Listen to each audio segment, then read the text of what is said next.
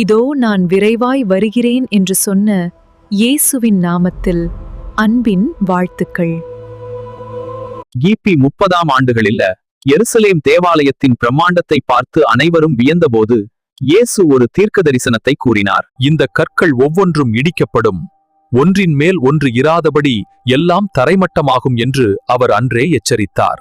அவர் சொல்லி 40 ஆண்டுகள் கழித்து கிபி 70இல் ரோமானிய தளபதி டைட்டஸ் தலைமையில் பெரும் இராணுவம் எருசலேமை சூழ்ந்தது.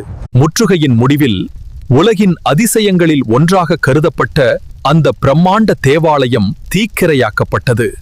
தேவாலயத்தின் தங்க கூரைகள் உருகி கற்களுக்கு இடையே சென்றதால் ரோமானியர்கள் ஒவ்வொரு கல்லையும் பெயர்த்தெடுத்து தங்கத்தை தேடினர். இயேசு சொன்னது போலவே இன்று அந்த தேவாலயத்தின் ஒரு கல் கூட மிஞ்சவில்லை. அதன் மேற்கு சுவர் மட்டுமே ஒரு சாட்சியாக நிற்கிறது. வரலாறு வெறும் கடந்த காலம் அல்ல, அது உண்மைகளின் சாட்சி. இது போன்ற வரலாற்று தகவல்களுக்கு தொடர்ந்து எங்களோடு இணைந்திருங்கள்.